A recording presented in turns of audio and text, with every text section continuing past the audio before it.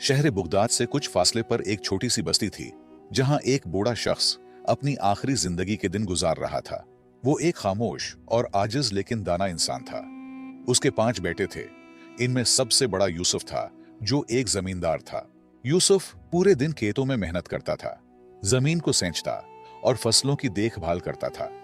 लेकिन वालिद की खिदमत करते हुए कभी कभार वो उकता जाता और दिल ही दिल में सोचता कि ये जिम्मेदारी कब खत्म होगी। शाम को यूसुफ तकाहारा खेतों से लौटता तो उसका बूढ़ा बाप हकीम खामोशी से बेटे की तकन को महसूस करता था। हकीम के दिल में बेटे के लिए बेपनाह मोहब्बत थी, लेकिन वो कुछ कहे बगैर फकत अपनी नजरें झुका लेता। कुछ अरसा बाद हकीम अपने बेटे यूसुफ के रवैये में तब्दीली महसूस करने लगा। वो जानता था कि यूसुफ अपनी तकन और जिम्मेदारियों के बोझ तले दब चुका है, और शायद उसे यह महसूस होने लगा कि बूढ़ा बाप अब उसके लिए एक बोझ बन गया है। यूसुफ का रूठा रवैया उसके वालिद को परेशान करने लगा। वो अपनी जिंदगी के आखिरी अय्याम सुकून से गुजारना चाहता था, लेकिन यूसुफ की बेरुखी ने उसे गमगीन कर दिया। कुछ अरसा बाद हकीम ने यूसुफ को करीब बुलाया और कहा, बेटा, मुझे मालूम है कि तुम पर बोझ बढ़ गया है। फिक्र न करो, मैं ज्यादा दिन तुम्हारे साथ नहीं रहूंगा। 2-3 दिन बाद मैं दूसरे बेटे के पास चला जाऊंगा। तुम अपने काम और जिंदगी पर ध्यान दो, मेरे लिए परेशान ना होना। यूसुफ ये सुनकर कुछ देर खामोश रहा। दिल में निदामत की हल्की सी लहर उठी, मगर उसके लबों पर कोई सख्त या रोकने वाले अल्फाज ना आए। कुछ दिन गुजारने के बाद बूढ़ा हकीम यूसुफ के घर से निकलकर दूसरे बेटे फारूक के पास चला गया, जो एक कामयाब ताजिर था और माल व दौलत की कमी न थी। बूढ़ा बाप फारूक के घर रहने लगा, लेकिन फारूक का रवैया भी काबिल अफसोस था। फारूक के लिए कारोबार की मसरूफियत ज्यादा अहम थी, जबकि उसकी बीवी सुसर को हमेशा नजरअंदाज करती और उनसे बात करने की जहमत भी न उठाती। हकीम दिन भर खामोशी से एक कोने में बैठा रहता, दिल में अपने बेटों की बदलती हुई मोहब्बत का गम लिए, मगर अपनी तकलीफ को कभी जुबान पर न लाता। बूढ़े हकीम का वक्त गमों के साथ गुजर रहा था। एक दिन फारूक ने अपने बीवी के बातों में आकर वालिद से कहा, बाबा, आपको मेरे साथ कारोबार में मदद करनी चाहिए, ताकि आपकी मौजूदगी का मुझे भी कुछ फायदा हो। यह सुनकर बूढ़ा हकीम खामोश रहा। उसकी झुकी हुई कमर, कमजोर हाथ और तका हुआ जिस्म इस बात की गवाही दे रहे थे कि वो अब किसी भी मेहनत के काबिल नहीं रहा। लेकिन उसने अपने बेटे की बात का बुरा नहीं मनाया, क्योंकि वो जानता था कि फारूक उसे सिर्फ जिम्मेदारी के पैमाने से देख रहा है, मोहब्बत के नहीं। सारी रात बूढ़े बाप की कांसी और दर्द भरी फरियाद से तंग होकर फारूक की बीवी ने कहा, यह बूढ़ा इंसान हमें मजीद परेशान कर रहा है। इनके और भी बच्चे तो है, वहां जाकर भी तो जिंदगी गुजार सकता है। फारूक भी एक कम ज़र्फ आदमी था। उसने अपने बूढ़े बाप से कहा, बाबा, अगर आप तंग हो तो कोई बात नहीं, चाहे तो दूसरे बेटे के पास चले जाएं, वहां आप सुकून से रहेंगे। आपके इलाज के लिए मैं पैसे भी दे दूंगा, फिक्र न करें। इन अल्फाज ने हकीम की इज्जत नफ्स पर एक और जख्म लगाया। फारूक ने मोहब्बत और तवज्जो की बजाय सिर्फ एक माकूल हल की बात की, जैसे बूढ़े वालिद की मौजूदगी का कोई एहसास न था, सिर्फ एक जिम्मेदारी का बोझ था जिसे उठाना पड़ा। बूढ़ा हकीम फारूक के हाथ से निकलकर तीसरे बेटे उस्मान के पास चला गया। उस्मान एक मेहनती किसान था और अपनी जमीनों पर काम करता था। उसने अपने वालिद का एहतराम किया, लेकिन उसके पास भी ज्यादा वक्त नहीं था। वो दिन भर खेतों में मसरूफ रहता और शाम को घर आकर बीवी बच्चों के साथ वक्त गुजारता। बूढ़े वालिद की बीमारी और दिल की गहरी उदासी पर उसका ध्यान कभी नहीं गया। उस्मान जब सुबह काम पर जाता तो उसकी बीवी हमेशा अपने बच्चों को सुसर के पास बिठाकर उनसे खेलने को कहती। बूढ़ा हकीम, जो बीमारियों और कमजोरी से कांप रहा था, ये मंजर देखकर दिल में शदीद गम का शिकार हो जाता। उस्मान के घर में वालिद की हालत मजीद खराब होती गई और आखिरकार वो वहां से भी चला गया। इस बार उसने छोटे बेटे अहमद के यहां जाने का फैसला किया। अहमद, जो कि एक धोखाबाज और लालची इंसान था, अपने वालिद को इस्तकबाल करने के लिए बहुत खुश था। अहमद की खुशी महज लालच के बायस थी, न कि अपने वालिद से मोहब्बत के। अहमद ने अपने वालिद को इज्जत दी और कहा, बाबा, आपको यहां रहने में कोई तकलीफ नहीं होगी। वक्त के साथ साथ अहमद को पता चला कि बूढ़े बाप के पास कोई माल दौलत नहीं है, तो उन्होंने भी बाप को नजरअंदाज करना शुरू कर दिया। अहमद की बीवी ने अपने सुसर को एक बोझ समझकर उसकी कोई खिदमत नहीं की, बल्कि उल्टा तकलीफ दी। वो हमेशा शिकायत करती रहती और बूढ़े को अपने कामों में रुकावट समझती। लेकिन बीवी की क्या कसूर, जबकि अपने बेटे रूठ चुके थे। अहमद भी अपने कारोबारी उमूर में इतना मग्न हो गया था कि उसने अपने वालिद की हालत पर कोई ध्यान नहीं दिया। इस दौरान बूढ़े की सेहत और जिस्मानी हालत तेजी से बिगड़ने लगी।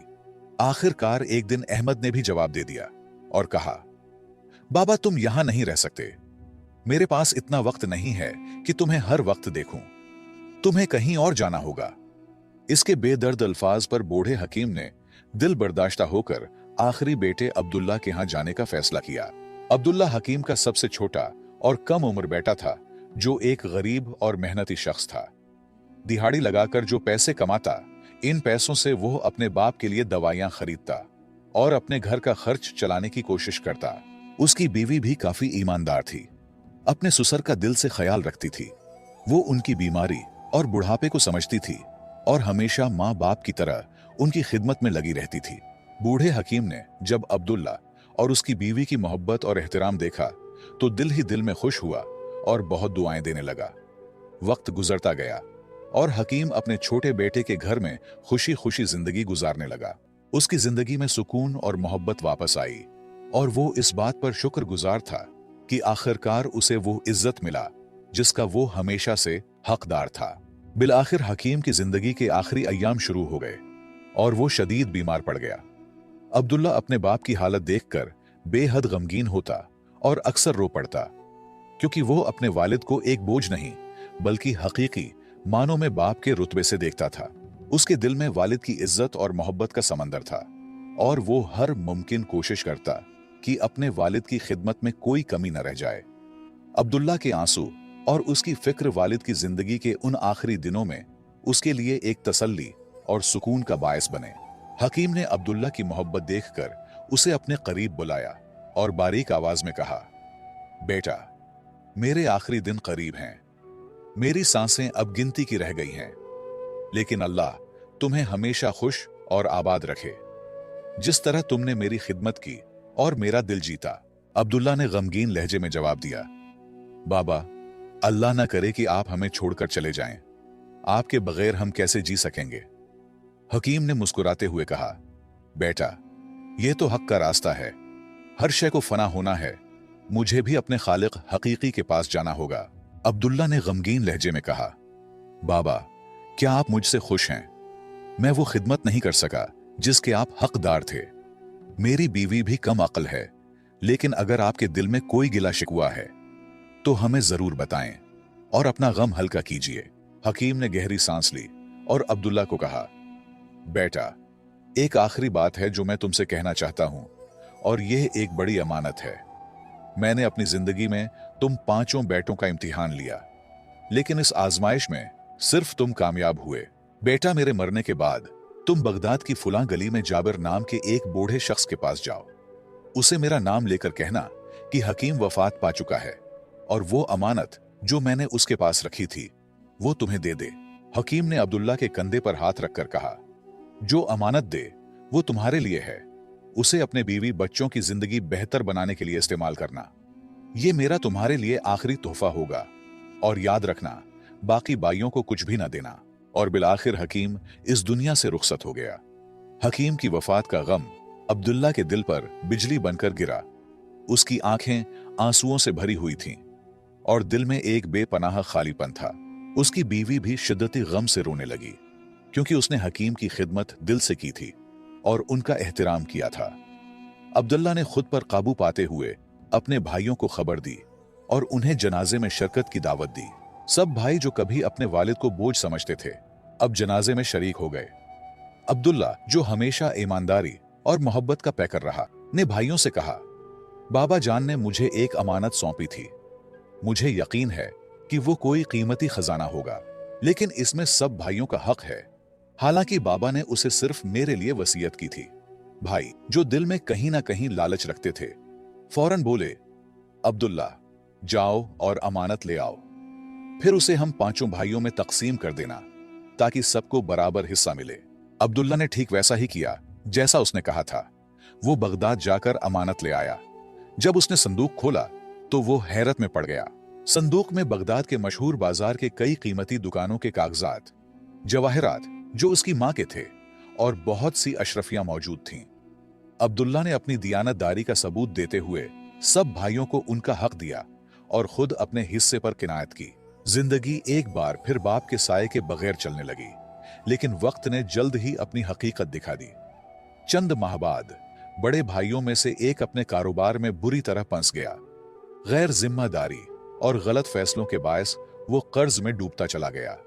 हालात इस कदर खराब हो गए कि उसे अपना घर तक बेचना पड़ा। दूसरा भाई, जो कभी ऐश व इशरत की जिंदगी गुजारने का आदी था, एक दिन चोरी में मुलव्विस पाया गया। काजी ने उसे जेल भेजने का हुक्म दे दिया और उसकी जिंदगी की सारी साख तबाह हो गई। बाकी भाई भी सोने को हाथ लगाता तो मिट्टी बन जाता। ये सब नाकामियों को एक जवाब था, बाप की बद्दुआ। दूसरी तरफ अब्दुल्ला ने अपनी मेहनत से बगदाद में कारोबार शुरू कर दिया। वो कोफे से उम्दा कपड़ा खरीदकर बगदाद के बाजार में बेचता और वक्त के साथ काफी मुनाफा कमाने लगा। उसकी ईमानदारी, बाप की दुआ और मुस्तकिल मेहनत ने उसे तरक्की की राह पर डाल दिया।